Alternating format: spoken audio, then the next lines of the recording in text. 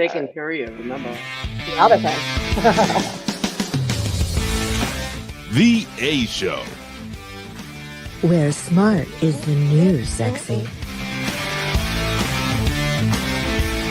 And now, April Hunter. Woo! Good evening, beautiful people, and welcome to the A Show. Tonight, we have returning professional. You like that? I can't say it. I wish it felt like I was a professional. I don't know. Well, you are a professional. You get paid. Yeah, I don't. Yeah, no. I work for tips. I think that's really what it is. Oh, well, in that case. You fit right in. Professor Sean Greeney has returned. He's graced us with his presence. In case you don't remember, if you weren't here the first time, he is a planetary geologist and an educator of all things Earth science, embedded in the death of Pluto, and a staunch supporter of the globular nature of our planet. I looked at that as like globular on the bio. Globular.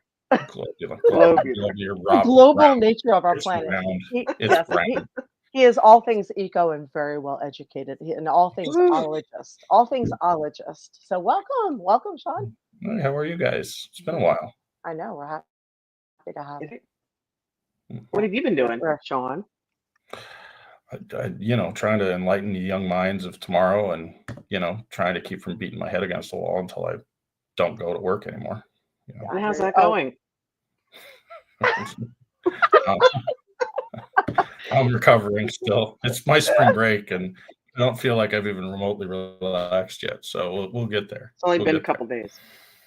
So we're all in Florida, and it's spring break right now, and it's you're in Orlando, we're in Tampa Bay. It's challenging. It is really challenging. I know some of you guys are out here in Florida as well. Bigwig's asking, was this the flat Earth guy? Are you a flat Earth guy, Sean?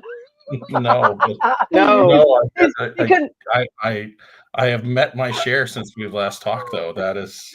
Oh, please tell us. No, Sean's 180 degrees away from a flat Earth. Wow, even 360 if you want to double it. I was going to say 360, maybe. Well, 360 brings you right back around to that flat Earth, doesn't it? Yeah.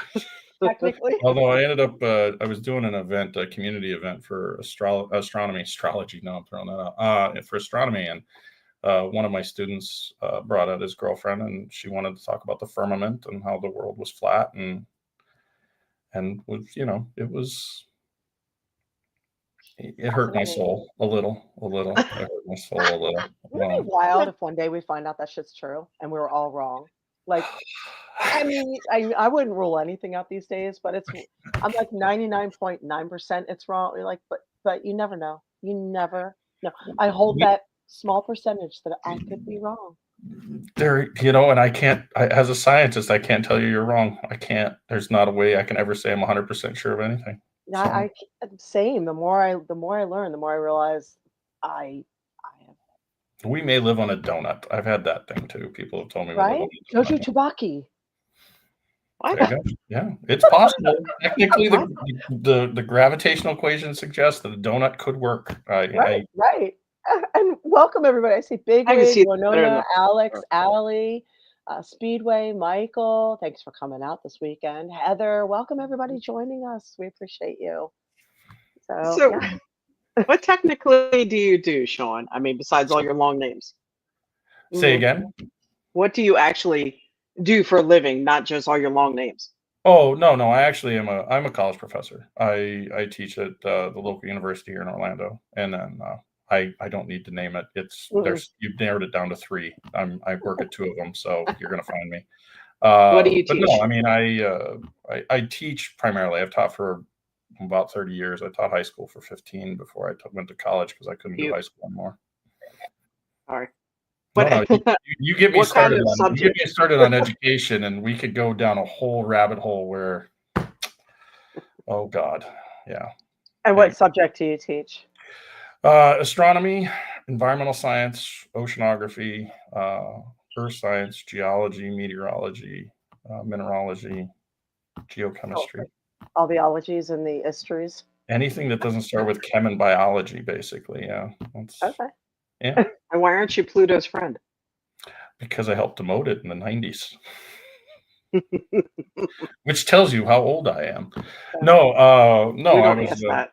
I did some of the peer review stuff for the math that came out of Iris and the Kuiper Belt. So basically confirmed that Iris was bigger, and we had different names for it back then. And it was Xena and Gabrielle. So yeah, So you're the reason that we don't have Pluto as a planet anymore. I am one of the reasons. I But miss don't Pluto. give me all the credit. Don't give me all the credit. It hurts me a little. Well done. Well done. In my dating life, it hurts me. I can't vibe. What? That's We grew up with this People don't icon, like these that. planets. That's like an ender. That's like, Uber check please kind of thing when you start with that. what?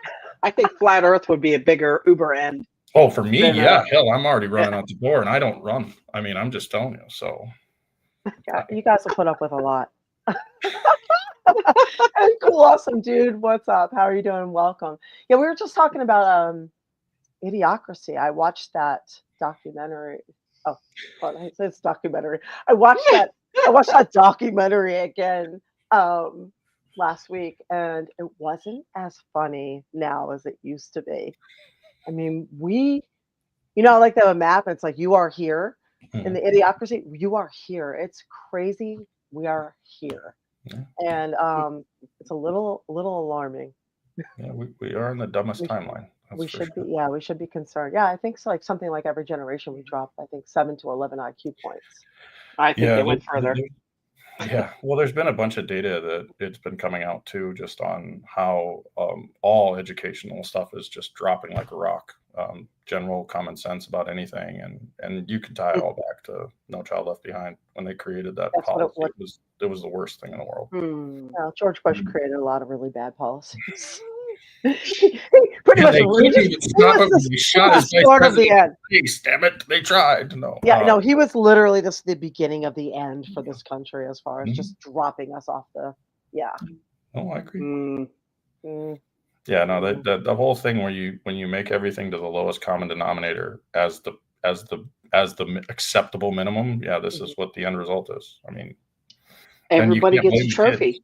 Yeah, right. Well, that too. Yeah, but you can't blame the kids. You can't. Because no, it's not the kids. Yeah, because the kids are a product of the system that has created them, and when you live in a world where you can't have the nuclear family where one parent stays home anymore because both parents have to work to afford it. I've told my students, I was like, you guys better become really good friends with at least one other couple because there's no way you're affording a house otherwise. I mean, it's ridiculous. Yeah, something needs to shift. I think a lot of people should like what we were. I think homeschooling should be like a group thing. Like you get together multiple people in your area who want to homeschool. And you kind of trade off, so everybody, gets together and helps with that. Yeah. And then you have the option of a higher education, and you also are socializing with all the kids at the same time. Yeah. Well, that was the other thing when you said what do I do? I mean, I actually had a thought for I don't know, maybe a brief minute where I wanted to start my own business where I just ran like science courses where I bring in local kids from the area, put in 20 kids for an hour, and you teach them, but I'd make money then, and I don't know how that is. So and you should film it and put it online so people can download it. And by the way, you've got some heat from our members. Yeah, I saw that. As far as destroying the planet. Yeah, Big Wig says Pluto will always be a planet. I don't care what they say. And Erzbo says I'm blaming Professor. I keep calling you Professor. I'm blaming Greeney for what he did to Pluto. That's totally messed up. Yeah. Yeah, no, I take credit where credit is due. I just did the math. I can't tell you more. I just said the math was right. Okay, that's a good one right there, Big Wig. So what do you think? That's why. For people listening, that's why I honestly want the Department of Education gone. Says Big Wig. Let the states be responsible. What is your opinion on that one? Well, as somebody who works there. Well, there's two parts to it, and this is kind of my whole problem with everything right now is that there's no. You're going at it with a chainsaw, and you're not going at it with like a scalpel, which is what needs to be done.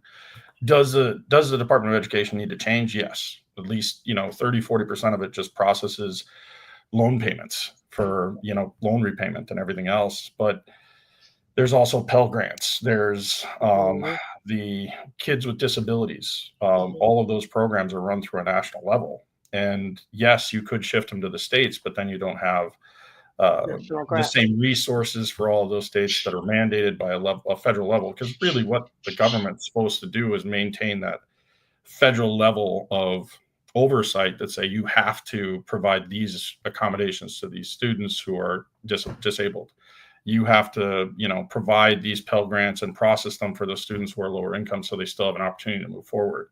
When you talk about wanting someone to grab by pull up by their bootstraps and really make something of them. So you got to still give them a little bit of a helping hand from here to there. And that's really what they have to have equal opportunity, really. Right. Yeah. But has it become bloated in a process of bureaucracy? Absolutely. I mean, you're always going to do that when you start running schools like a business. They talk about that with charter schools. Charter schools are great, but they're a business model. That's really what they are. They run them as a business. And if you look at the data and everything, it's like the worst schools in the country are charter schools, and the best schools in the country are charter schools. Because you have this dichotomy of where are you putting these things? Who's running it as a business? Who's running it to help, education? And I mean, I hate to get altruistic, but it's difficult to find people who want to be in a position where they're not paid what they're worth, that show up to work every day and just want to be there as a resource for their students. I mean, I've had a few good experiences where I really have built good rapport with students, and you just want to see them succeed. I mean, but I teach 400 kids a semester or 500 kids a semester. I maybe get 20 of them that I know by name by the end of the semester. And that's partially on them. And I spend more time teaching them accountability and just taking responsibility for things they miss than I am teaching them content anymore. And that's why this whole thing is just cratering. I mean, it's awful. So. Yeah, I know a guy who works for, he's a rocket scientist now. He went to MIT, full ride. And he left home because his home situation was so bad.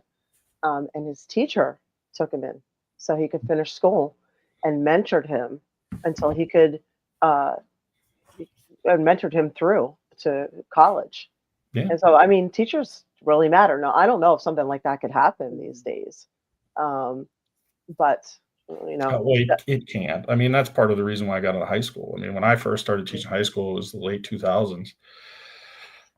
I had relationships where I was running homecomings, and I was running proms in high school, and I was doing things with the popular kids, and I was running Science Olympiad with the kids who were super nerdy. And, however you have those different environments, the social interactions are part of what you learn. And I always tell those kids, it's like, look, when you're bored, when we were young. Can anybody get bored anymore? We do. We're constantly inundated now. I didn't even think getting bored was allowed anymore. Right. Well, we'd go drink, or we'd go do something, stupid stuff and things like that. Right. So it's like when I was starting, right. And I'd tell kids, it's like, look, if you're at a place where you can't drive, don't. Just call me. I'm not going to tell the admin. I'm not going to do anything. Just call me. I'll go pick you up and I'll bring you home. So I know you're safe. Your parents trust me. And there's that. You can't even think about that now. Even in college. Yeah, I take a couple of weeks. I'm taking students out to the Bay, or not your way, but the other way, to do field work in oceanography. And you cannot have students in your car. You cannot even provide transportation for the kids who can't afford to go. If they don't have a car, they can't come. Everything has to be optional for all of this stuff. And even if you sign waivers, it's a he said, she said thing, and you can't take that liability on. And this is on the college level. Oh, yeah. These are adults. My God, these are adults. That's not right. That's insane. When you were in high school, teaching high school, excuse me, did you go? Was it public school or charter school? Yeah. No, I taught in Virginia. I taught up in Fairfax and DC. So yeah, I was up there. It was a very well-to-do school. And those kids, Fairfax County is one of the best paying counties in the entire U.S. And those kids are very well to do. They have a lot of money. They had access to things that a lot of the kids didn't. And then as I moved closer to the city, where you get more in towards DC, it's a very different environment.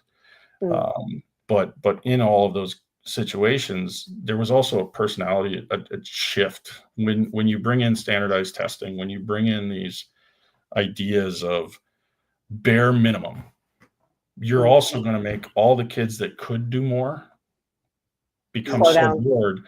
Yeah. They're going to live on chaos. They're going to thrive on chaos, and you're going to throw grenades into wherever you can, because then you have something to talk about, because you aren't studying together. You aren't working to try and figure out whatever you have to study, because all you have to do is pass a test at 60% and it's 50 questions long. I mean, we were talking about that. Like the more advanced and quicker learners get so bored because they're slowed down by half. They're just like, so you need something that's a lot more challenging, or you need to split the classes in half, you know. Yeah. We used to do that growing up, you know. Yeah, I mean, that's one of those things to where it's like when I was teaching high school up in Virginia, I mean, my class sizes were 36 to 38 students. I mean, that's too big for one person. And you can't, and then if you get into OSHA, the class sizes were too big for labs, because technically by OSHA standards, I couldn't have more than 18 in a class, and that's double. And it was just, there were all these little rules and all this other stuff. And that's the other thing with the Department of Education that they run. It's, you know, they're supposed to provide structure for schools and resources. That's the whole purpose of it. But they're basically running, you know, educational loan programs so that they can, you know, make money on the interest. They're doing very well. Exactly. Yeah, it's about the money. Everything's about the money. It's all about, and when you run it like a business, that's what it is. So yeah, Winona says, I feel a lot of schools now overcomplicate everything. There really is no need to reinvent the wheel. I feel if they just go back to teaching the basics and what has been practical use that could be learned at the very latest 8th grade in high school could be geared towards teaching life skills, trades, and vocational studies. Yeah. But here's the thing, though. A lot of people, you know, you may or may not know this, but schools were originally created in Germany, which was at that time Prussia. And by the way, welcome everybody joining us late. Lon, Red Sunny, hello. But schools were originally created in Prussia, Germany, to basically, what's the word I'm looking for? Just destroy the immigrant spirit, the entrepreneurial spirit. So the immigrants would come and they would work, and they were very entrepreneurial. And the Prussians, the Germans, needed factory workers and soldiers. So they needed to retrain, and they went out, you know, they always go after the kids, right? So they needed to indoctrinate, and I hate using that word, but it was, and train these kids to sit, stay, work for 8 hours. And that is the school system that was developed. They would teach them to do just enough and, you know, to get by. They never taught entrepreneurial skills. They never taught, you know, life skills. They never taught how to run a business. They never taught how to buy a house. They never taught how to be happy or content. They never taught how to socially interact with people or sustain a relationship. They never really went there. So, and that's the basis of what school has been forever. And yes, kindergarten means children's garden. So it's so. I have a question on that, Sean, and more like your opinion. So when you were teaching school, you said it was the 2000s. Isn't that about the time they started taking out the life skill courses? Oh yeah. Everything got phased out that way. Yeah. So they used to have. Why like, though? Well, see, that's the part You mean? I'm a big, Class? yeah. Well, I'm a big proponent of vocational schools, because there's skills there that it became this, like, I don't know, in the 80s and 90s, it was about money and affluence and excess and all this other stuff. And it became this idea that to be successful, you needed to run a business, or you needed to be a multimillionaire, or you needed this ingrained idea of that. And then there was this negative connotated to simple jobs like HVAC, or when you're looking at a plumbing or vocational farming, whatever you wanted to do. When I grew up in farm country, there's no less value in that career, and there's no less happiness in that. And that's the part that always bugged me, because education, and a number of comments in the chat have been saying this too, is like, it's been about it's not indoctrination today. I don't think, at least not for me. I really try to teach critical thinking and making them question and make them understand that there is an ambiguous nature to everything, because people try to influence one side or another. But I think that education needs a hard reset. And because of what we know how people learn now, let's make schools that focus on that. Because one of my things is, we've learned through years and years of data that the best years of memorization are, basically kids who are 4 to 10, really, really young. And that's the whole thing. It's like, well, then have them learn math, have them learn languages, have them learn things that are repetitive and memorization based. Yeah, because they start kids on languages in like 8th grade. It's like, it's way too late. It's you too need late to start that in kindergarten. Exactly. You want to start that younger. So have those kids focus on those early memorization things. Teach them the basics of math, teach them the basics of language. You don't need them to understand anything in English beyond what a verb, and noun, and all those other base words. What is the memorizational foundation? Because that's the foundational years, at least this, again, in my opinion. When you go to middle school, that's when you socially kind of focus more on getting them to interact with each other, because it's a horrible time of year when you're developing all those, and you're not getting any of those kids to sit still. They're super hyper, and then they can go super crash. And you need something where you're focusing on what they need to develop social skills and things like that. And my thing is, when you go to high school, I think that's when you know what type of learner you are. Are you a picture learner? Are you a word or book learner? Are you those kinds of things? So right. Do you need hands-on? Do you need just an area? And then nurture that so that they can develop those skills, whatever it is for them, and make people proud of whatever they're good at. Because that's what they contribute to society in the long term, at least in my opinion. But yeah, we also have, and we know this now, we also have a lot of neurotypical and neurodiverse. And neurodiverse need a different style and a little more room. Some of them are extremely fast learners and they retain really well. Others need, you know what I mean? It's just different. Like, I think, I think the majority of our viewers tend to be neurodivergent, neurodiverse. So as well as Eva and I, and we learn differently and at a different pace. So, people who are on the spectrum or have some type of a mental disorder are not going to learn in a linear fashion necessarily as somebody who is neurotypical. Yeah. And these are things that people weren't aware of, until maybe recently. Right. Well, but that became a problem too when you start developing IEP programs where they give it to every kid. Every kid has learning disabilities, and you lose the kids that actually need that attention.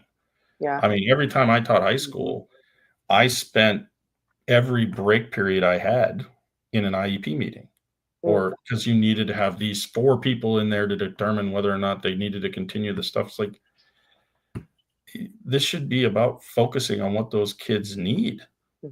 And you're basically making it out to be that nobody can fail. Nobody, and failure is the greatest lesson.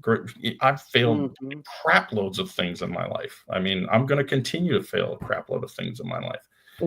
But that's how you learn. And we put this stigma on it that's just, it's not healthy for anybody. No. Well, I'll say something that I learned earlier today, actually listening to like an amazing speech that I shared on Facebook and Twitter. And I think it's like a 15-minute speech from somebody in the UK. And some of the things he said, it was very funny too. But one of the things he said is, you're going to die. We're all going to die, but you are going to die. And what's going to happen is your friends and family are going to get together and they're going to talk about you for a little bit, and then they're going to go eat something, and then they're going to go and squabble over your shit and inheritance. And that's going to be that. So being as though you're going to die, you might as well live, and you might as well fail as much as you can and learn from it, and then take those chances and go out there and do what it is that you want to do, because we are all going to die. So start that business, Sean. Do it. Do it. Yep.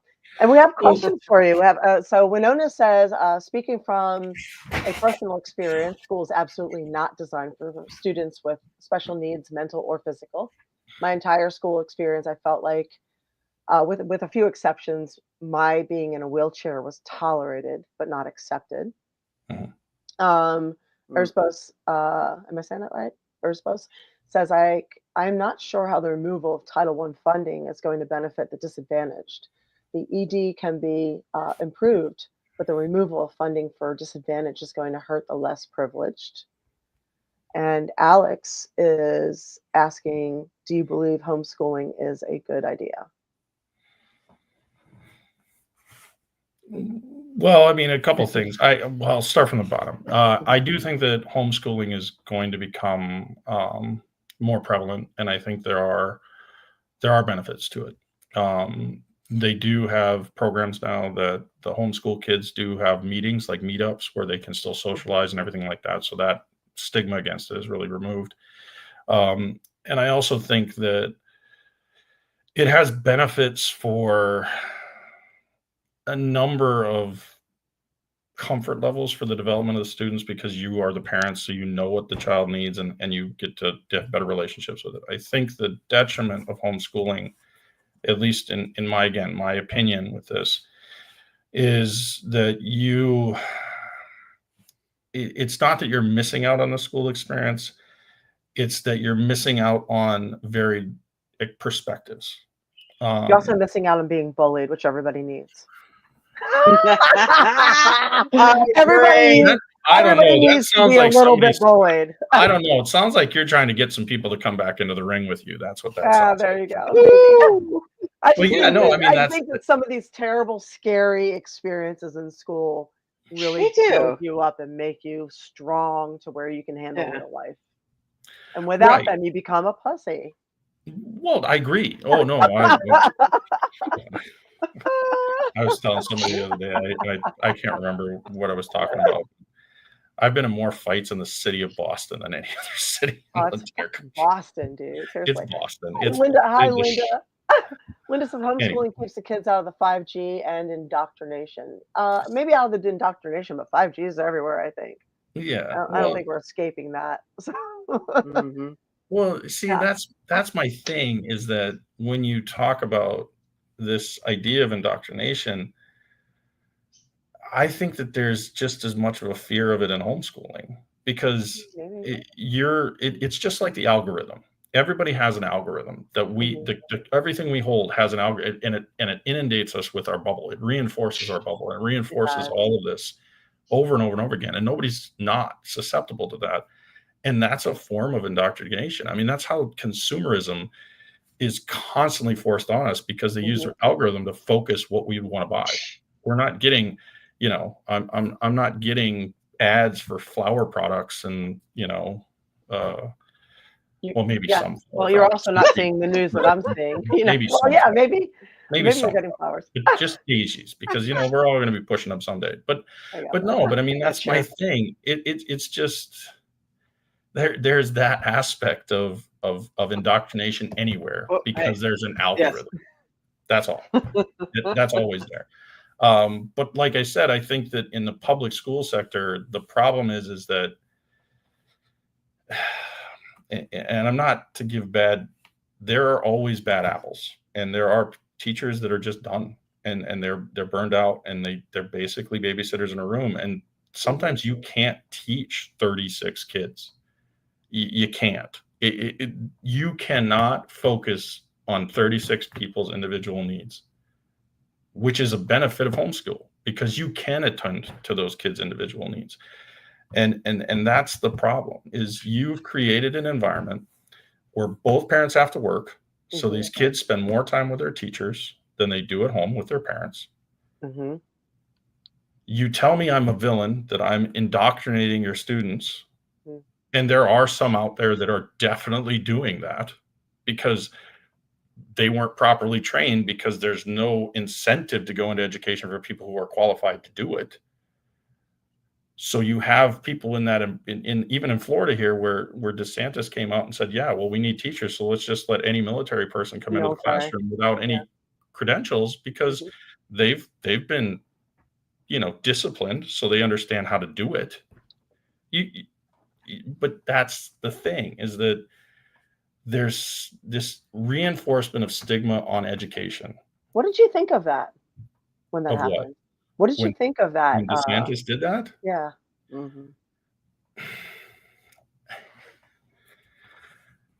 The part of me that hates huge class sizes was like, cool. If they want to do this, great. Give them those opportunities. It's a veteran's job, or not a job, but it's another veteran opportunity for a job. I think those are great. I think that if you're going to do that, you have to commit the resources to teach them how to train them how to be a teacher. Were they doing that? I was wondering about that. That was not a part of the funding for it, was not in training them in that. It was just prepping them in a way that would be like, you got the job, get your butt in there. We'll put in an observer for a couple months to make sure you're okay, but that's it. There was no real training involved with it. I mean, when I went into education, because I was going to be a scientist, I was in the middle of a background check at NASA. I was doing all kinds of things, and then they did a hiring freeze, and I had to go, and I had a master's degree. So somebody said to me one time, I was working, what was I doing? I was processing checks at the American Diabetes Association. I was just doing temp work, and somebody said, well, you have a master's, you can teach high school. And I was like, okay, well, I'm going to apply for that. And as soon as I did, they're like, yeah, we'd love to hire you, but here's all the classes you have to take before you can actually teach. So I had to go, or what they did was, you have to be concurrently enrolled in those classes while you're doing your job. So I had classroom management classes. I had all these other things that I would be paid for, because the state pays for the classes because you're becoming an educator. Right. That's where that funding needed to go for the program, but it wasn't. They didn't provide those training classes for the military. They just put them in the classroom and had an observer come in and say, yeah, they can handle this. Well, we never heard any feedback on that. So either it was squashed, or it worked for the time being.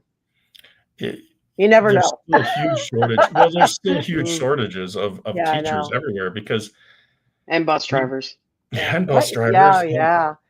Because the bus drivers are awful. They're driving 3 hour why not routes now. Yeah, my what dad about was the military helping with that? Sorry. Well, my dad was a flight instructor, so he was military for his whole life. And I remember him bringing students home and teaching them. So, I mean, I'm thinking of him. He used to sit down and tutor and teach. So my skewed view is that, those in the military could very well teach, and they have life skills as well they could pass on, because I've been through so much. But, that's growing up military, I've seen things a little bit different. So discipline is not a strong point for most people. No. But in the military, it is the first thing, because if you don't have discipline, it will get you killed, and it'll get everybody around you killed. So, as children, we're raised that way as well. You wake up, you make your bed, you do this, you do that, you do it the right way the first fucking time, period, end. So, you're speaking right to me right now. I hear it. My stepfather was a Navy man, and by God, we flipped that quarter on that bed every morning. If it didn't flip over, if it didn't bounce, hospital corners, right? Exactly, hospital corner, that damn thing bounced. My dad would rip my room apart if it wasn't right. Right. Mine too. Go in there and rip everything apart. Yeah. Oh yeah, everything. Do it again. Closet. I've had the door taken off. Yep. So, in a way, though, those are, if you look at it, that strong growing up, doing it right the first time. I look at, let's say, in the workforce, there's no room for the constant failure. In a lot of the jobs, whether it's blue collar or not, you can't screw it up over and over. You need to do it right the first time. So in a way, those are good skills that we learned. Why aren't they still teaching that now? Do it right the first time. Because the school's a business. That's what it's get them in, get them out. I mean, There's that's what it is. There's a difference between doing it right the first time and failure. Mhm. These are two different things. So doing it right the All right, first time true. is having pride and I can speak, pride in your work ethic and having discipline. So a lot of people don't have pride in their work ethic. Mhm. Well, that's true. They don't know how to look around, look behind them, pay attention like, okay, this is done right. So Mhm. they just don't know. Or they don't give They a fuck. suck. They're slobs. No, you're right. They just suck. But failing is when you try something, and no matter what you try, it either doesn't work, or what you picked just isn't for you, or you have to, it's just your heart isn't in it once you find out what it's really about. And there's really no harm in that. There's no shame in failing, as long as you learn from it and let it elevate you to the next level. Right.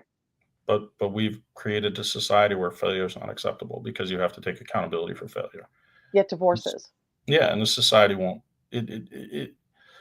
There's such an emphasis on lack of accountability, lack of responsibility, that that's why this, like I said, this is why it's all cratering. This is why all of this is failing, because why I left high school in teaching, there were a number of reasons, but two of the biggest ones. One, they created an environment where every kid got remediated if they failed for 3 quarters. And what does remediated mean for people that don't know? Means that you get to come in for the last month of the year, do all the assignments you missed and didn't bother to do for the entire year, and all you got to do is get to a D. So basically summer school, but without going during the without summer. having to go into the summer. Yeah. Okay. And you take and all the seniors would go off to do their work study for a month before they graduated, or a month and a half before they graduated, and all the kids that didn't were in there doing remediating work that they never did during the year, because they set up a grade system where, one, they base it off GPA and they round up. So if you have 4 quarters in a school year and you get an F, an F, an F, and you've got 0 all the way across the board, right? And you get a B in the 3rd quarter or the final quarter, right? Because you've been remediated or whatever, you've done all the work that's missing, and you created an environment where nothing can be below 50%, even if they don't submit it. I couldn't give them below 50%, even if they didn't submit it. They get that B, and you go 0, 0, 0, 3. Well, 3 divided by 4 is 0.75, which rounds up to a 1, which means you got a D and you passed and you go on to the next year. Right. That's not. Crazy. That's how it worked. That's how they, and then the parent, but the reason why the 10% thing came in there is because some parent went to a school board and said, well, if you're doing a 10% grade average, it's 90 to 100, 80 to 90, 70 to 80, 60 to 70. Well, 60 to 0 isn't 10%. 60 to 50 is 10%. So now if you don't do anything, I'm giving you a 50%, even if you didn't do it. Wow. Okay. Speaking on homeschooling, my friend homeschools her daughters. They love it. So they start later because they can start later. They don't have this 5:45 in the morning bullshit. So because both her daughters, they can go at a clip because she's got smart kids, and her kids ended up going in pre-college classes and then getting scholarships to go to college. So they can move quickly, and the kids can get all of their stuff done in 3 or 4 hours, then have the rest of the day to be a kid. So she loves it. They all love it. Well, and that's the failure. Another failure of public schools is that you've basically created an environment where you have to decide which kids are the ones that can learn at 8 o'clock in the morning. Not just that. When you homeschool kids, I think you're teaching them an entrepreneurial skill as well, because you're teaching them you can get your work done in this amount of time, if you are disciplined enough, if you're smart enough, and then you can do these things in this amount of time because you have this much time in a day. So what are you going to do? Are you going to fiddle fuck around?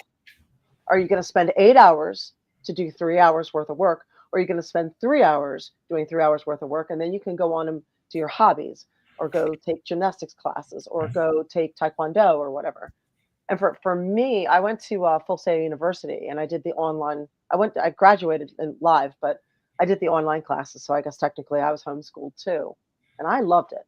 It was a 24/7 school. It was very, very difficult, but I love that, not having to be there. So I love being able to work at my own pace. Yeah. Well, there's definite benefits to homeschool, because that's the other thing too, is that the public system is too large, and there aren't enough schools for the number of kids there are. Now, eventually it's going to autocorrect anyway, because the United States population, because of all the depopulation is leveling off now. and a depopulation agenda. Hang on, let me get my tinfoil hat. I'm not getting into carrying capacity of the earth. but it's one of those things to where that, because there's still a positive increase right now, though. So there is a positive population increasing. It's just getting smaller, and eventually it'll level off. And in that case, then you're gonna have a set standard that has to be met. And there's so much in flux with that. But the schools they're not big enough. They don't have the resources. They don't have any kind of structure that can handle it. Why are my classes an hour and a half? Because I don't have 3 kids that I can teach for 20 minutes and then move on to the next lesson. I got 36 kids. I got to get these 3 kids. I got these 3 kids and these 3 kids, and then hopefully they can pass the message on to somebody else in the class. And you're going through this for so much that it's the benefit of homeschooling. It's the one-on-one. The best college classes I have are the ones that are under 20 kids, because I can have that conversation. I can let them take me off topic. I don't have to inundate them with information. I provide them with all the PowerPoints. They know where to go. They can listen to them. They can do whatever they need to. Take me off track. Please come into my classroom and take me into these weird ass places. Let's talk about the earth being flat. Let's talk about that we never landed on the damn moon. Let's go through and do this. And it's one of my favorite moments when they say, well, we didn't land on the moon. And I literally pull out the rock and said, well, where the hell did these things come from then? Because I got them out of Houston, and I shouldn't have them. I have them. Here they are. So you have a lot of people here. Yeah, Crystal says, and I agree with you. I love that concept. Crystal says, we homeschooled my eldest for 3 years, and he went into 3rd grade testing a 5th grade material. It works if you do it correctly. And Heather says, agreed, my homeschooler is graduating at 16. I 100% believe that. Plus, there's no sorry, that's big wig. There's no distractions. They're on point. I've never been to the South Pole. I didn't get them from the South Pole, damn it. Am I saying this right? Estrella says, what are your thoughts on standardized education, and how do we feel about it being up to individual states? And Winona is asking, keeping on the subject, how does Sean feel about these teachers who don't assign homework, but rather get everything that needs to be done within the school day? I'm a huge fan of that.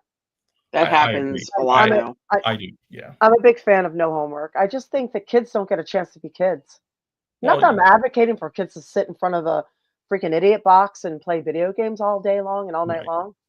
But I mean, I know we're supposed to be getting them ready for the real world and a real job. Okay. And I understand that an entrepreneur does take their work home for them, home as well. But the overwhelming majority of people are going to work for other people. And how many other people are going to say, hey, take some homework with you. Here's 90 minutes to 3 hours worth of homework, and we want you to do a project too.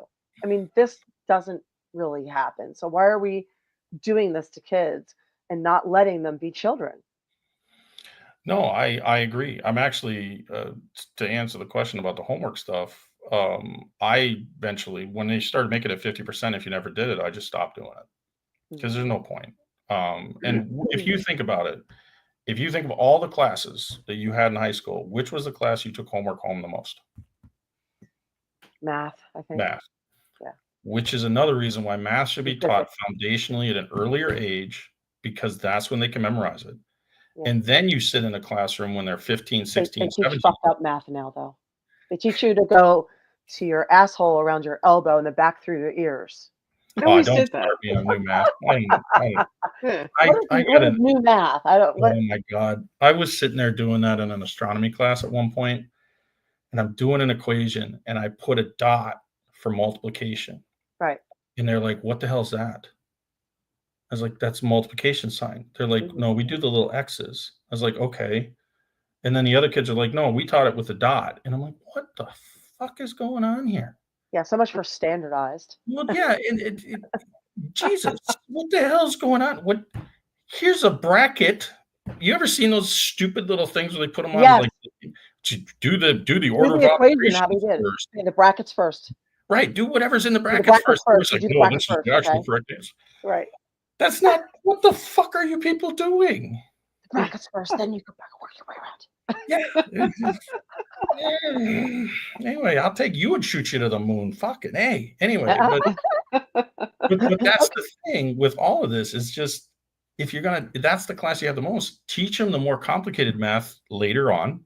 And if they have an acumen to it, then reinforce that. And if they don't, let them go do English. Let them go read. Let them go learn history. Let them do things that are actually at their own pace, because then it's not homework. Then it's something they want to do. And that's why, and I'll do this too, is like the other thing I like to do is like, I have a lot of lectures. I've got every week, that's the classic form. You give a lecture for 75 minutes and whatever. I like to do activities in the class where it's like, okay, let's reinforce this. Let's sit in here and figure this out together, and everybody can do it and help each other, because I'm big fan of that. It was like, everybody go talk to do whatever, talk whoever the hell. I don't copy every word they wrote on the piece of paper. Because that's just real life. Understand that when I test you, you're going to need to be able to explain it, but I don't care. Mm-hmm. That's another thing that's annoying. Like school teaches you to work individually instead of as a team, and in real life, you're working as a team together, and that's what you need to know how to do. And that's where the social skills should be focused on in the middle school. Get them to work on project. Do you want to do project-based learning? Do it in middle school. Yeah. Find out what they're passionate about. Let them work together in a group with other people that are like-minded, and then take them and give them something that's not. Well, see, those are things. Oh, go ahead. No, I was just going to say we'll do 2 more questions and switch topics, but go ahead, Eva. No, go ahead. What is it? Oh, I was just going back to Australia's question. What are your thoughts on standardized education, and how do we feel about it being up to the individual states? I think the states compete too much, and that's why they care about numbers rather than anything else. Well, they have to for federal standards. Well, that's the federal standing is how the money is distributed based on how your kids do on these tests, and this is the problem with the federal, the Department of Education. When they built it in that system where it based on test results and how money was being distributed, you basically created a cratered educational system in the South, because they don't have the resources of schools in Virginia and Maine and Pennsylvania and things like that. And if you want to have individual states make that decision, that's fine, but it should be standardized to a level that everybody should have the same resources. Everybody should have access to the same stuff. And the way all of this is set up, these states that are lower on the list in the bottom 10 don't have the resources. It doesn't mean that the students are stupid. It doesn't mean that the teachers can't teach. It means they don't have the resources they need. And that's what the Department of Education was supposed to fix. And they became a business operation processing loans. It'll be interesting then 6 months from now or next year to hear the opinion on that. Well, my school was very predatory lending. I found out afterwards that they did 10 different loans at 10 different interest rates. I was really surprised to see how that went. And then, of course, they wouldn't accept any grant money or scholarship money outside of Full Sail University. Mhm. So I applied for all these grants and scholarships, and I got some, and they're like, "We're sorry, we can't accept anything that's not in-house." And it's like, what the fuck are you talking about? So I got grants and scholarships within, but it was only because I kept a really high GPA. And of course, they were awarding, females and people of color, sorry, white dude. But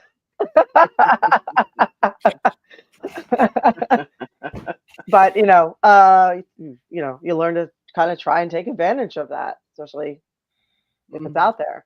Yeah. Get a leg up. Yeah, go ahead. Sorry. One last question before we switch over. And Alex is saying Florida's probably less resourceful than most. Because it has such a huge influx of population, it actually has more resources than it used to. It's been in the last 20 years, but it wasn't great in the 90s, but it got a lot better in the 2000s. Actually, yeah, we have some of the highest scoring schools and some of the best schools in the United States, actually.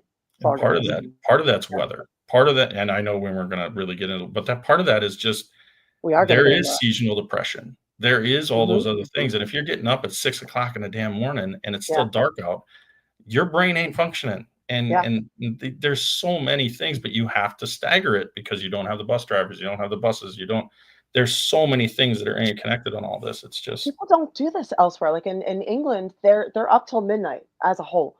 Mm-hmm. People in Europe eat dinner at 9, 10 o'clock at night. They have tea at 5, 6 o'clock, and then they have dinner or supper at 8:30, 9, 10 o'clock at night. Mm-hmm. They don't get up and do this bullshit school at 5:45, 6 in the morning, 7, 8. Like they get up your brain does not work before a certain time. We are not meant to get up that early. I agree. Mm-hmm. But it says this, we'll switch over to what you just said about seasonal affectation. Can Greeney rant for a few minutes about the AI chat GPT being abused by students? Is that a thing? It is. Okay. So some of us get cute with it. There was enough pushback. So ChatGPT 4.1 was, the whole idea is that you type in a program and the AI basically learns how you design things and how you write things. And then it can learn how to continue to regurgitate in your voice. So you have to use it repetitively to get it to work. And it will write everything that you need. You can tell it to MLA format. It does everything for you. And honestly, a lot of those skills aren't necessary anymore because AI can do them. When I have papers that students have to do for extra credit or things like that, I will actually put in white text where they're copying the whole thing. They'll select all, copy and paste it into copy and paste it into ChatGPT, and then I'll have a sentence that's in white in there that says, say donkey dick, somewhere in the middle of the assignment or something, and then you'll read the paper and there's a donkey dick. They use ChatGPT. That's a fail. That's an extreme example. I obviously wouldn't do that because it's not funny, but there are ways around it. That said, that's the code word this week. Yeah, the code word this week. The code word this week is snake pants. No, but no, the idea, I use ChatGPT to write assignments and write prompts because everything's got a rubric and everything's neat. And I hate writing rubrics. My God, they're the worst things on the planet. But ChatGPT can do it in 10 minutes.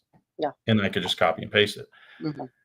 I think that, again, the problem with ChatGPT and AI is that it's another crutch, and people rely on it to complete something instead of learning something. Tweaking. Yeah, and this was the thing, and we don't need to get into this either, but this was the danger of COVID when you let those kids stay home. Mm-hmm.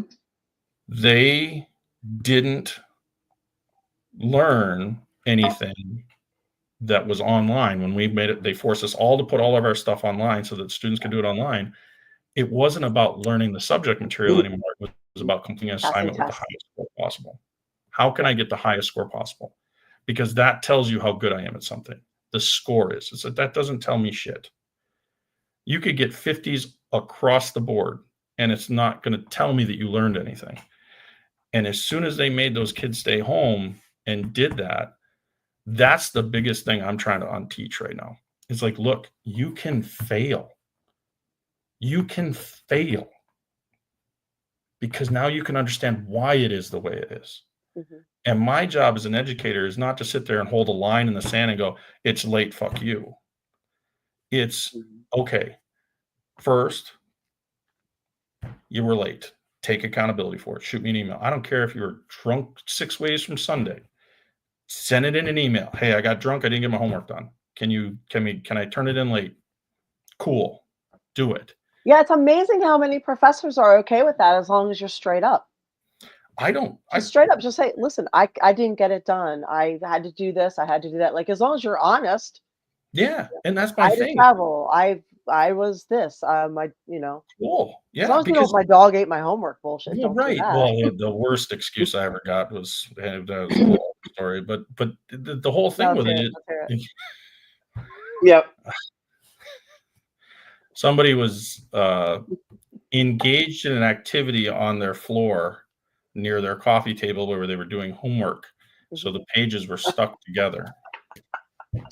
That's a great excuse, though. You can see that big, I told them I do not need to read that. Okay. I'll give you we negotiated a fair grade. Okay. 80%. I think it was 82% was what we settled on, and I never touched that paper. Touch it with latex? Oh, God, no, I never touched that paper. That's freaking awesome. I never touched that paper. That was in college. Oh, God, that was. Anyway. Hey, they were honest. They were honest. Well, but that's the thing, is like, just tell me what's going on, and I'm gonna work with you. It's not my job to run your life or ruin it, for that matter. It's or shit on it. Exactly. You got shit going on. I had one, I'm not naming names, but I had a student this semester say, hey, my boyfriend and I broke up. I don't have a house to live in. Can I have an extra month in assignments? I'm like, you can take as much time as you need to. I will write an incomplete in there, and you can tell me you got a year. Whatever you need to do. I don't want to see it pile up, but please stay in communication with me. I got another kid. She had an issue, and she needed to take care of shit. Still passing. Right? Elizabeth says you should have given him a 69%. Good one. I prefer 68. You do me and I owe you one. There you go. But either way. But it was one of those things where she said that, and it was like, look, you get it done in the next 3 months. I will change the grade, because it's not my job to keep you from your future. It's my job to get you to be ready for the future. So learn the skills that you need. I have no delusions to think that, knowing whether or not Pluto is a goddamn planet is going to end or be all whatever. It doesn't. And we can have fun arguments over beer sometime about it. That's fine with me. But this idea of accountability has to be revisited, because people are so scared of it. Yeah. That they won't do it anymore. And I like saying the most honest shit possible. I just do. I just like saying the most honest shit possible, because fuck it. Well, yeah. I tell people, I'm sorry I'm late. I honestly didn't want to come. And they just look at me like, okay. And I'm like, I just didn't want to leave today. I didn't want to leave my house today. So that's why I'm late. She's like, hey, I slept late. Good. I hope you had a good time last night. I don't care. All my friends, I don't want to go out tonight. They're like, why you don't want to go out tonight? I'm like, because I don't know. I'm mental. I don't feel like mentally dealing with people. I'm drained. I'm tired. And they're like, okay. Cool. Yeah. Crystal says Pluto is a planet, and she will die on that hill. Crystal knows that she can't die on that hill, because I won't let her. And she knows that, because she knows me, and I know what she's doing, and she's poking a bear right now. This is why you don't send the link to your friends. This is why you don't say, hey, I'm going to be on a podcast tonight. And then they get online and start talking about how there's a planet or 69% and things like that. Yeah, no, I get it. I see how this shit works. You know. War Demon says, if you had homework, how long would it take before Loki finds it? Honest to God, I was laughing when you said that, Chris, because it was it Bella? It was Bella. No, it might have been Loki at that point. Loki has found my stuff and eaten it, and he has taken books off the table in the living room and chewed the covers off of them and chewed the pages. Remember when we went shopping and we bought all those books? I never buy new books. I always get old books. The one time I bought new books, I left them on the coffee table. I came back home, and one of them was autographed by Robert Kennedy. Oh, wow. Yep. He pulled my stack of books down and ripped everything apart. Luckily, he ate the back cover of the Robert Kennedy book, but oh my God. So yes, he has eaten my homework. So we have a couple other things to talk about. We'll throw some things out there also in between. By the way, if you are in Tampa Bay, I'm on GrappleCon on the 29th of March. If you want to come out and hang out, it's an old school, it's celebrating the old school wrestling. So if you're in old school wrestling, that'll be in Lutz, Florida. So come hang out and do GrappleCon with me. Say hi. Also, we noticed, thanks to you guys telling us, that a lot of the adult sites, the over 18 sites, have been blocked for people who are over 18. So you're paying your own bills, you're paying taxes, but you're not adult enough to choose what sites you want to look at. That's so right. We found a way. Get a VPN. Of course, all the kids know this already. I don't know if the adults know this. So get a VPN, and it does not tell where you are, where your location is. Although the states want to block where you are. So VPN, you have now solved that problem. You've bypassed all the state by state. If you have kids, check their phones and computers. If they have VPNs downloaded, they're a lot savvier. They're already doing it. They know it already. Yep. They're already on that Pornhub. I swear by NordVPN. I think, Nord is a great program. NordVPN. There you go. You have an endorsement. Hey, I'm a business person now. I'm throwing that out there anyway.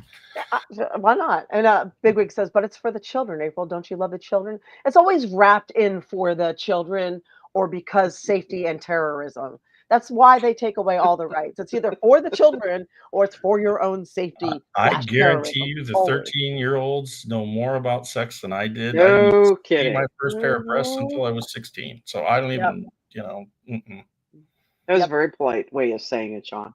Yeah, you like that? That was very nice. Yeah. And they are now. I only had to convince her 3 times to. No, anyway, I'm sorry. No. Did she make you kiss her first? I thought it made you think. We have a. I know a lot of people are on Ozempic, and some people are having really good luck with it, and some people are not. On these semaglutides, we don't recommend them. There's a lot of side effects, including being crippled because it destroys your bone density. But you should know, and this is alarming for people that are not taking Ozempic, that they are now in the labs working on developing food to bypass people taking Ozempic. So they are trying to turn up the flavor. They're working on chemicals to bypass people who are taking Ozempic because they want you fucking fat again. Okay. Right. They are not happy. You're losing money. This is the problem. So this is why we have a Food and Drug Administration in this country. This is a big problem. This is the only country that does that.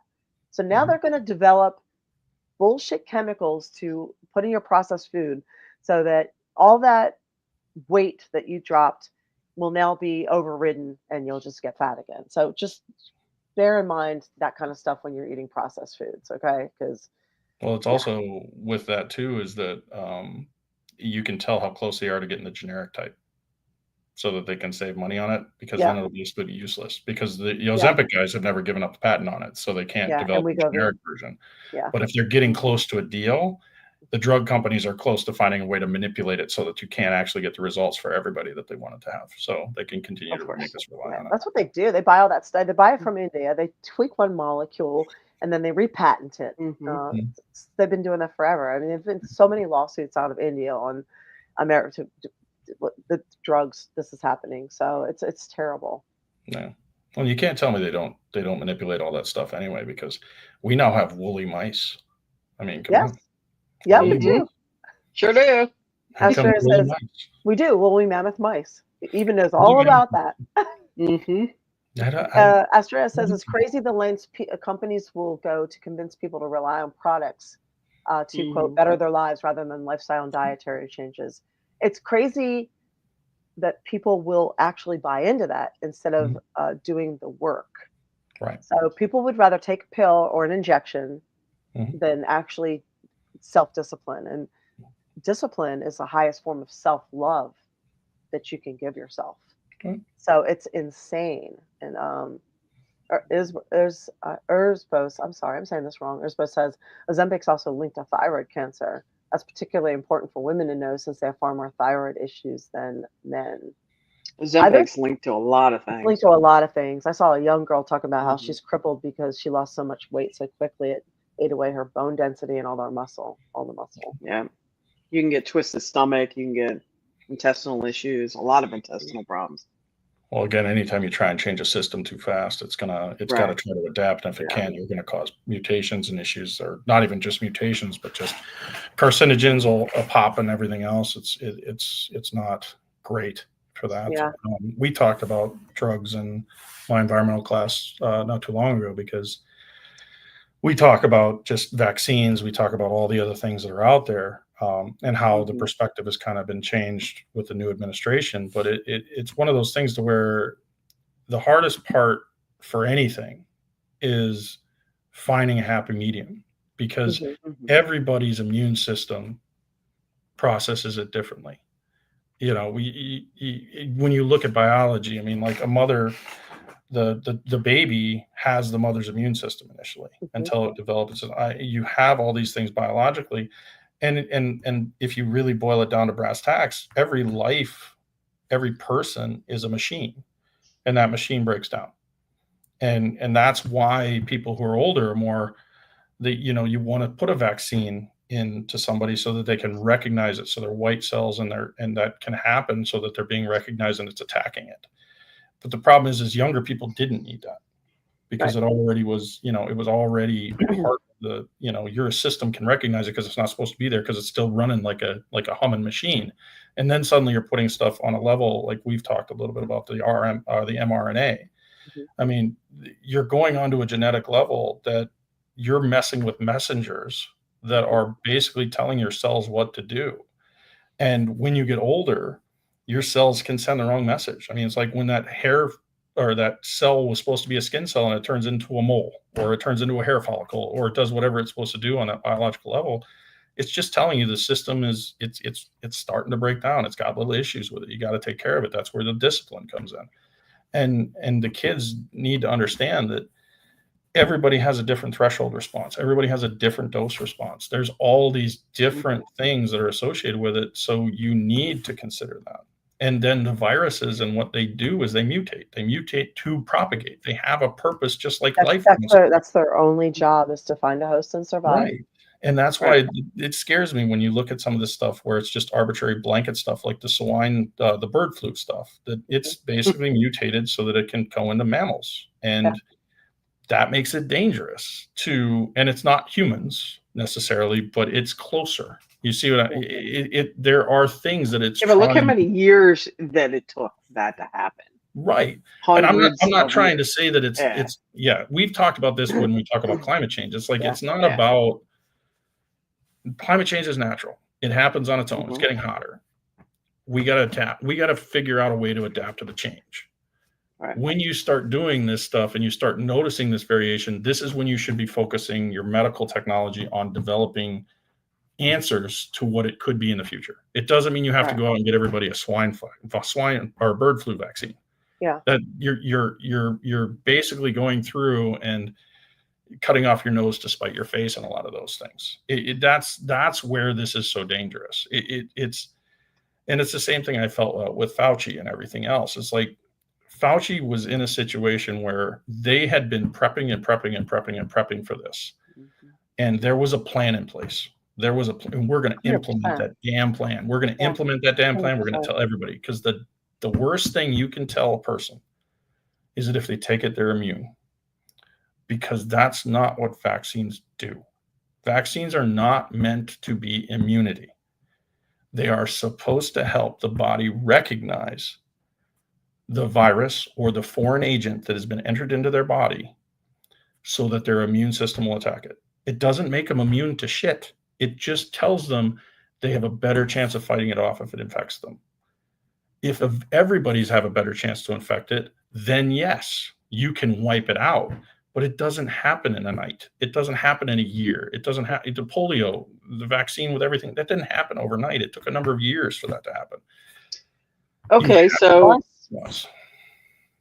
the whole bird flu, since you brought that up, and vaccines, what's your opinion on them wanting to vaccinate all the chickens? Oh, wait. Can I throw something in there too? Mm-hmm.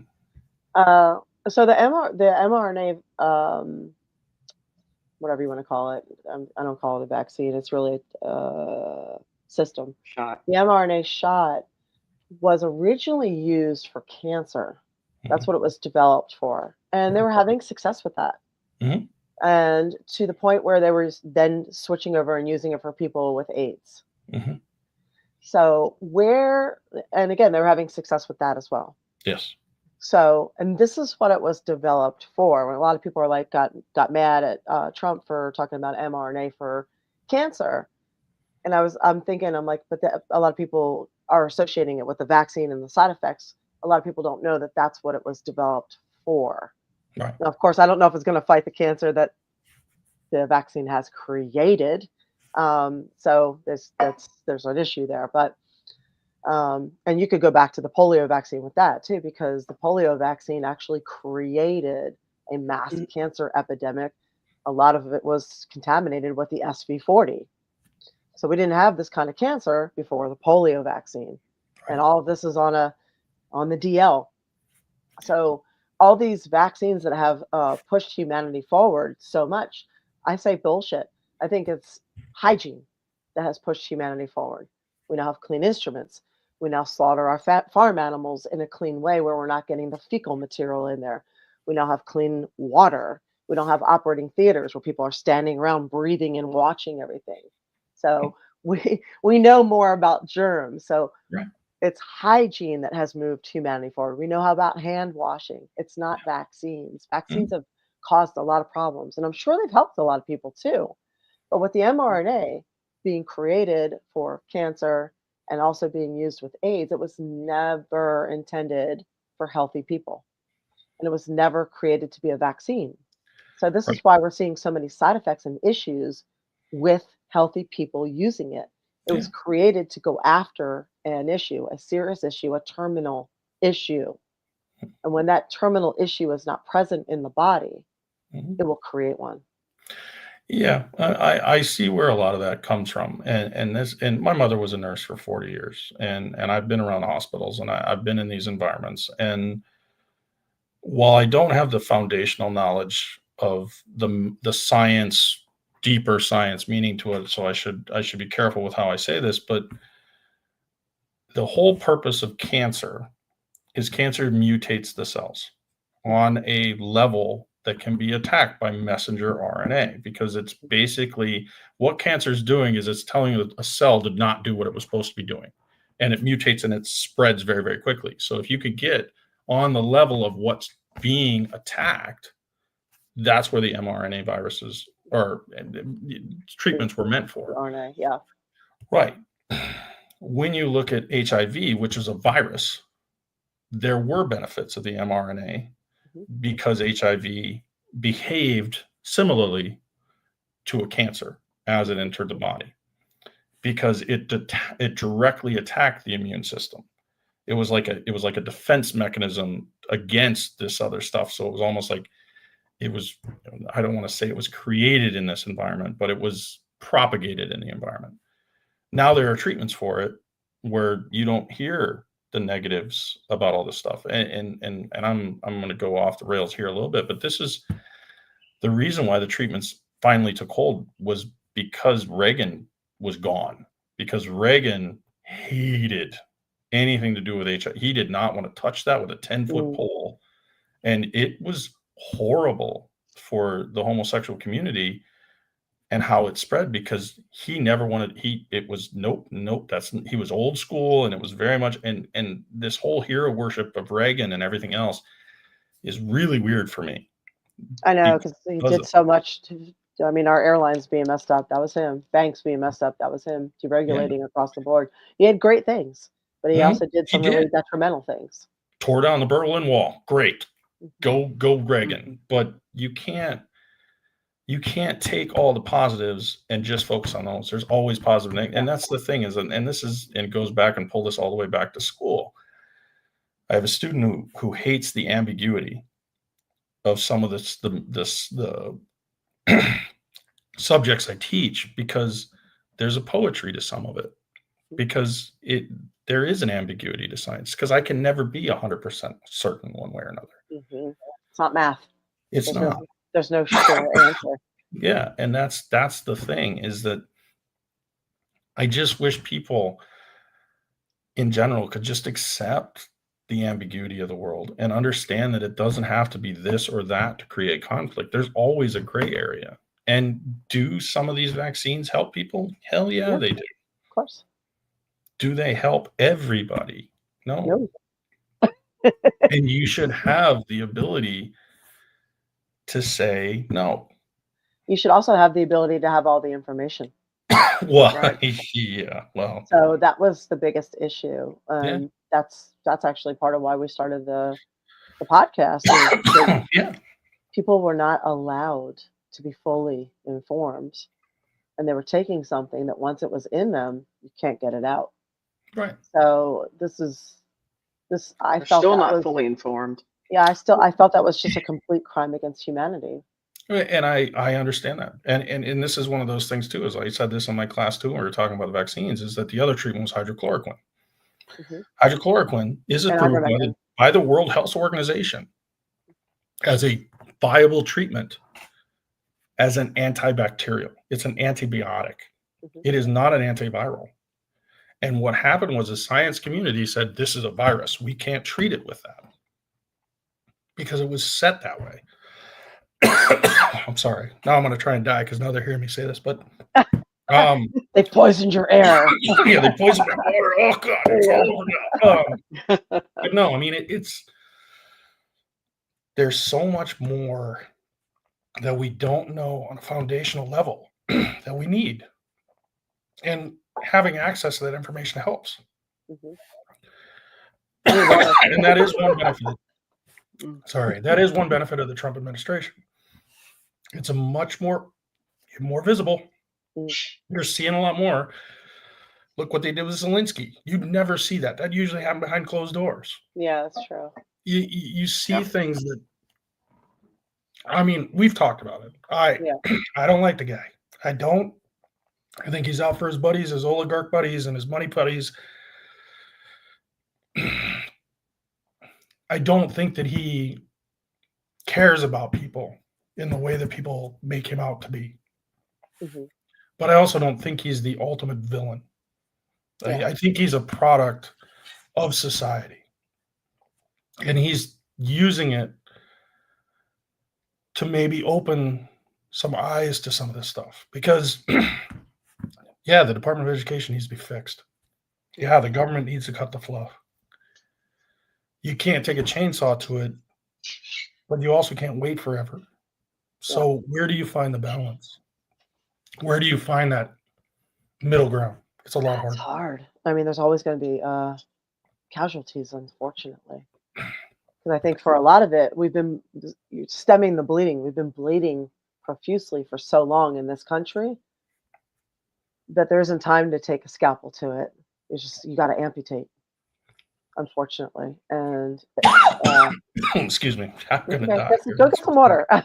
There isn't. Yeah, I know, right?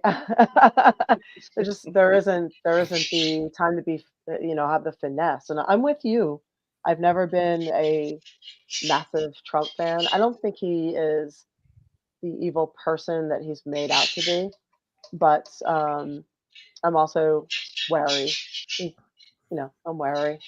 Yeah, I, I think that all he's done is, at least initially, is, and I know this is going to sound silly, but it's like he feels to me like he just wants to be accepted by the other rich people. You know what I mean? It's like I never quite was that level of Jeff Bezos. I never was quite that level of Elon Musk, and I want to be accepted by the popular kids, kind of thing. so it Even though doesn't feel that way to me. It feels like he's doing what the people elected him to do at this point. see, I kind of push Just back on moving that. fast. I push back on that because the inflation hasn't gotten better, and he hasn't focused on where it hits people's pocketbooks yet. You got to remember one thing too. Our inflation and our jobs numbers were propped up by fake. No, I'm not. Believe me, I am not defending the Biden administration at all. No, I'm just saying when it's propped up by fake and they're dropping things to make the inflation numbers seem okay.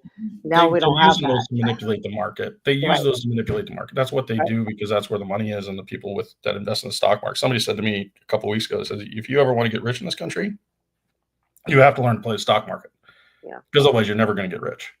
There's no way to get ahead without having some kind of gambling involved to make some boku money on that, which is why when you watch the Democrats this week basically capitulate entirely on the continuing resolution and just basically put their legs between, or their heads between their, well, let's be fair, they put their heads straight up their asses because they knew that if Trump was in charge, they're going to make a shitload of money. That's exactly what they're doing. They're like, well, we can't push back his favorability ratings over 40%. Your favorability rating is 27%, dipshits. It's 7% away from being a low battery mode. Come on now. Do something if you're going to stand up. And this was the biggest problem I've always had with, and this, you and I've talked about this, April. It's why I can't stand the left. They're great on the moral high ground. They think virtue signaling. But virtue signaling, but they can't put together an actual attack plan that remotely makes any kind of semblance of sense, because they're pulled in so many damn directions because they're trying to make everybody happy. You can't do that. You can't. Actually, I was going to say one other thing on the vaccines, and this is kind of it came up via text message while I'm here, but this is a hard question. This is that big philosophical question. What is the social contract of people, individuals, to the greater good? That's a good question. Because, yes, should we all take the vaccine to save the old people? You can look at it that way. Yeah. You could also look at it the other way. And then does that take a testament to, what is it telling you that if you say no? What is it saying to you that you're more important than everything else? And it goes back to that full circle thing. We're all going to die. Well, here's something that somebody said. Somebody said this today. The Konstantin Kizin, if I'm saying that right, out of the UK. He said multi-ethnic societies work. Multicultural societies do not. We must put our nation first, be it British, American, or Canadian, and our ethnicities must be second to be successful. So I thought that was really insightful, considering we were just talking about the Democrats. They will put everything else first instead of the actual country first. So we all have to put our countries first, and then our gender, our sexuality, our race, our nationality, all that stuff has to come second. First off, secondly, as far as you said, for the greater good, that is a good question. The problem is, again, the moral issue with what you said, and Eva asked a question about the bird flu too, with the mass, vaccination of the chickens. Which the problem is, there's no full disclosure. This is the overall thing. You want us to take something for the greater good. Okay, most of us will, but we have a simple fucking question and a simple fucking request. First, what is in it? Mhm. 2, you need to have accountability. So if something goes wrong with myself, my child, my mother, it is your fault because you're requesting and forcing us to take it. This is your fault. You will pay out. You will be accountable. And they could not do that for anyone. Nope. With no accountability Mm-mm. for these vaccines since the 80s, they could put arsenic in them and it doesn't matter. So they would not give us the real test results because there were gaps in the testing times. They would not give us the tests. Mhm. And a lot of those tests were done on like 6 people, 200 people. And a lot of the people were dropped from the tests. We found out later. Like the child tests, Yeah. they were dropped from the test. They wouldn't give us the real testing. They wouldn't tell us what was really in it. They didn't have any actual trials with control versus, you know, vaccinated. And then they wouldn't have accountability for it.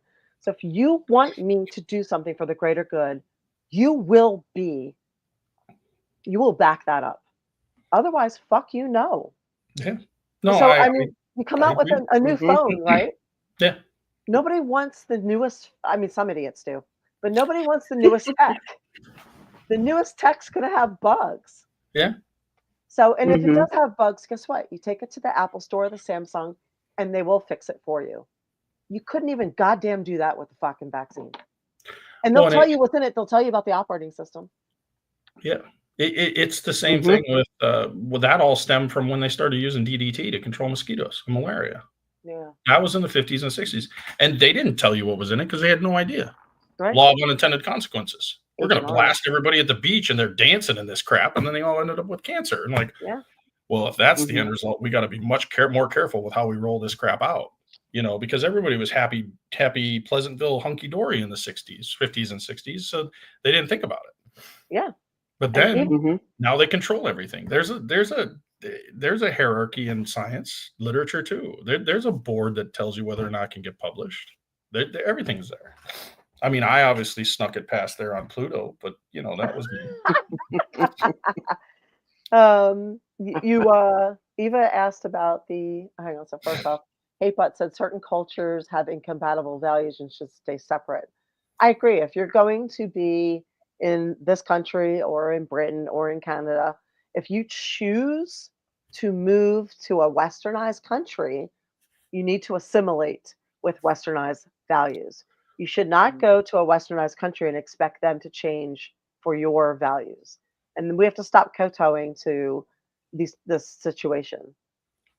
It's ridiculous. I will Mhm. I will push back on that a little bit, just because, and again, this is my opinion Mhm. in this, but I don't know if there are standardized cultural norms in the melting pot that is the United States, because there's so many different cultures that assimilated at the same time, Mhm. and they were so different. I think if there were a way to define that in a way that made more sense to people to make it accessible Yes, and but our, something that our you all values are not Islamic. well, that yes, and when you say that makes sense to me. But at the same Mhm. point, it's when you're going to say that the westernized values are standardized to Constitution. it- Mhm. There you but go. the Constitution was not meant as a cultural document. That's not. It was supposed to be. The great thing about the Constitution Mhm. is that it can be amended, that it can be changed based on the shifts that happen within the society. That's the Right. power of the Constitution. But And if your religious values are such that free speech is not a thing, no, I agree then that free your speech should be religion should not be right. no, but this Mhm. country was built on freedom of religion. Right. And the idea of freedom of religion was why they left Europe and Ireland and England at the time. Right. And they came over here. So there was always this underlying motivation, even when you read the Constitution and you see some of how the wording is done, there's a religious undertone to everything in there. Of course. But the people who founded this country and built it knew on some level that it needed to have adaptability. And Right. that's why it needed to be changed. That's why there were amendments. That's why there were things. And the Bill of Rights, those first 10 are supposed to be the Western norms, but the way they're interpreted is very bastardized at this point. It's the idea that when you look at the right to bear arms, right? Those are for militias because the British were coming. That was when that rule was made. But does everybody have the right to have a gun? Yeah, I believe they do. Mm-hmm. If you follow background check and you do the things that you need to do, keep the guns out of the people who shouldn't. But at the same point, there should be a structure for it. I know how to use a gun properly because the NRA taught me how to use a gun properly. I don't know what the NRA is today. I don't see that. You should be able to own a cannon. That is, I have a trebuchet. I like to swing shit at people. I think I used to shoot. When our Halloween, we'd get rotten eggs from the grocery store and we'd shoot them. Oh my God! The good old days. You saw my little comment to your statement. We shot those damn things with slingshots. Hit the administrators' houses, the principal's house from a block away. You always got away. But no, I mean, what I was going to say is the right to bear arms doesn't guarantee us the ability to own a gun. What it guarantees us is that the government cannot take our weapons. Correct. So and that is where that's trying where to find a loophole for that. Right, and that's what the messaging says. But the messaging is how it's bastardized. Right. Because the government's not going to come take anybody's guns. They can't come into your home. That's the same thing. I keep trying to fear tactic people with that. Well, they don't have to come in your home after COVID and lockdowns, and everybody now on medication for mental health issues. Now they create red flag laws, and then they create a gun restriction law, and anybody who is on mental health medication, now you can't have or own a gun. You have to surrender your weapon. So it would be that easy to take the guns away from more than half the people. If you're on an antidepressant and SSRI, these are linked to all these mass shootings. You are now subject to a red flag law. You now have to surrender your weapon or you can't buy one anymore. And that's where we're headed if you're not careful. Right. Not to mention the majority of artists and performers, the people who need this stuff the most because they have the stalkers, are the craziest. Oh, that's just me. I'm sorry. No, I mean, I guarantee you that I don't have any of those, but I know you've probably had your share. But that's the thing with all of this. It's like when you create laws that are meant to police, in a way, the framework of someone's life, what are you responding to? If people in this country had the ability to truly do what people think, that you pull you up by your bootstraps, you can go and be successful and you can make money and the world's your oyster and you just have to have the wherewithal to do it. Mm-hmm. Why are there so many people in poverty? Why are there so many people that never have those opportunities, that are built into these stress and don't have the resources for mental health and don't have those things given and provided to them so that they can be in a better place mentally or financially? And if you had those things, I don't think we would have the number of mass shootings that we have, because it's a mental health issue. It is a mental health issue. And that's where you need to focus your laws, on providing people resources that they need. And if that's a situation, though, we'll talk about pulling yourself up by your bootstraps and providing help. And I don't disagree with you. And we'll have to end the show soon. But here's something to think about. Why is it people can come here from a third world country, somewhere in South America, with having almost nothing? And then they can start a business somewhere in India, somewhere in Mexico, and they can start and run a very successful business. Mm-hmm. And they don't have the access to the finances or the education that we have, or all the things that are supposed to help us come up with our bootstraps. Mm-hmm. So I'm not sure that the things that are supposed to help us are actually helping us, or they're not being used the right way. Right. And I'm all for programs that help people, but there's a driving force. You either have it or you do not. And there's an entrepreneurial spirit.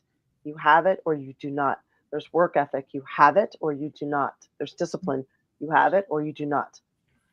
Americans suck. They suck. And just in general. And I mean that in the nicest possible way. But I mean, this is, I'm all for the legal immigration. I think it's a great idea. And I also think it's a great idea for us to see how other people are doing it and they're successful with it. Right. So, and I said legal, not illegal, legal. Well, and that's the other thing too, is I think that a lot of that comes from years of field work, I guess is another way to do it. Europe is getting better because Europe's had 1,000 years. We've had, 400. And we, as a country, were built on the freedom of religious persecution that was reinvented, for lack of a better way of putting it, with the King James Bible and the end of the Crusades. And this idea of, and I could go down this road. I studied medieval history after the fall of Rome as that's my other degree. And when you look at how it was designed, it restricted women, hugely restricted females from free thought. The whole essence, and this is going to piss people off, the whole essence of the way religion was redesigned was to benefit white males. Of course. And that problem, white males were kind of the only males at that point. Right. And now all I get to do is look forward to being number one on a serial killer list because I'm in my 40s and 50s and white and slightly overweight. You're also the bad guy on every TV show. Yeah. God, I wish I could get that paycheck. And married to a black woman on every commercial. Oh, yeah. We'll see. That's why the black people die first in horror movies, too. But no. But it is one of these things that is permeated and just pushed all of this into our culture of this Western idealized idea. And the best way to control the population is to keep them stupid, to not make them think critically. I don't care who it is. And you reinforce this idea that everybody who doesn't think like you is your enemy. And that is so far from the truth that it focuses us on these little tidbit shit all the time. Like, is it the Gulf of America or the Gulf of Mexico? I don't give a shit. It's the Gulf. Right. It'll always be the Gulf of Mexico to me. Right. But yes, I'm just don't dead name me. No, anyway, but it's like Am I getting in trouble for that? It's like, yeah, I live on that Gulf. I live on that Gulf. Yeah, that Gulf comes kicks my ass once a year too. Yeah, I know. Oh my god. Yeah, but it's like you created a system of white male privilege that gets reinforced by capitalism to make money, and it just pinwheels into a control environment. And this is where you get the ideas of the deep state, and you get these, the tinfoil things that everybody's out to get you. I don't know if that's an idea. I know, but I'm just saying, it's like this feeling that everything's out to get you because the system is genuinely stacked against you.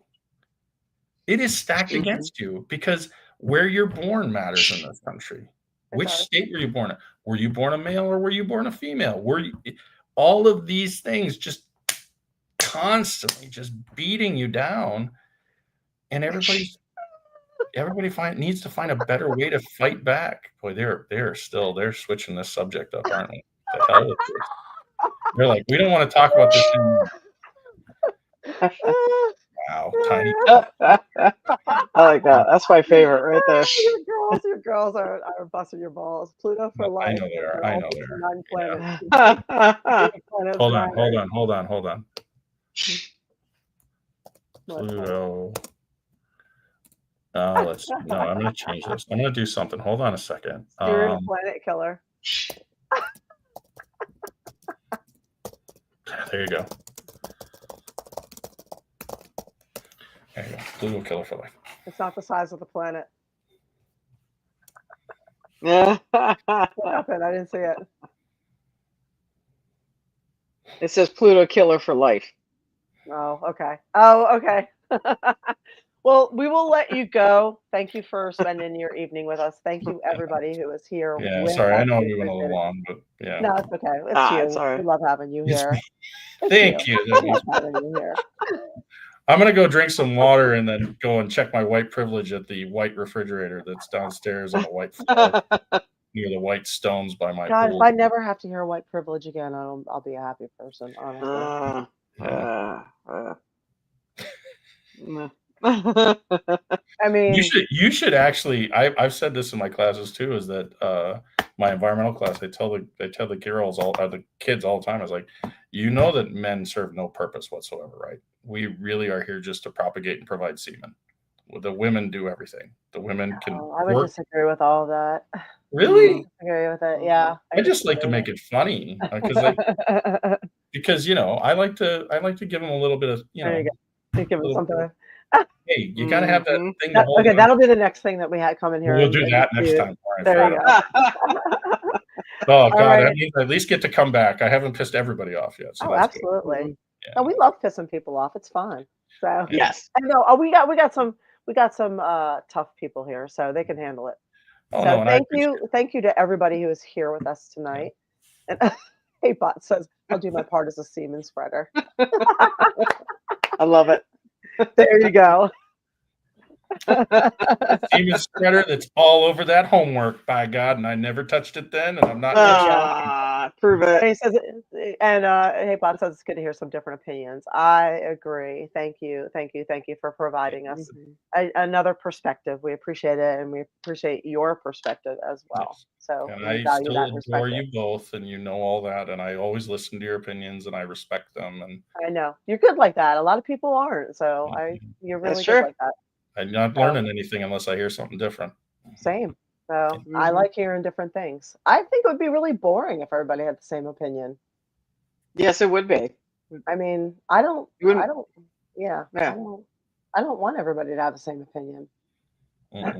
I know I'm in the minority there, and Alex is saying, will there be any more Comic-Con appearances in Tampa? Yes, there will be. I will be. It's not Comic-Con, but it will be GrappleCon. So it's called Glory Days GrappleCon. That'll be March 29th in Lutz, L-U-T-Z, Florida. So that is my next one in Tampa Bay. So please come see me. If you're like the old school wrestling, the WCW style, that is where that's what we're doing back there. So celebrating the good stuff. Oh yeah, brother. Stop and do a Slim Jim. Well, we're not celebrating that exactly, but we're celebrating all the ones that are here with us in person and in spirit, of course, too. So anyway, thank you everybody for being here. Thank you, Sean, very much. Thank you, Eva. Yes, I know you had a question about the bird flu and the vaccines. But thank you for I appreciate that. And Ursula says, I want to see your white privilege in person. I have way too many. I'm gonna have to deal with this shit for a while. I know where it's. This text message all rolling in. I am. I'm gonna go get a drink. Is what I'm. There you go. Do that. There you go. Top it off with water, though. Yes. Have your water. So, thanks for being with us, you guys. Thank you. We are live on Tuesday nights at 7 p.m. Eastern, and we will see you next Tuesday. If you can't be here with us, check me out at patreon.com, April Hunter. You can find Eva D Spirit One on all the social media, and Sean will be in the class. He doesn't do social media. He's smart, right? Right? I don't want to know. It's Molder 41 on Twitter or X or whatever it is, and you can find Molder, me there. Conspiracy theories, just Molder Molder 41 on Twitter. Mm. There you go. All right. We will talk to you all later. Thank you. Have a good one, guys. Yes. Mwah. No.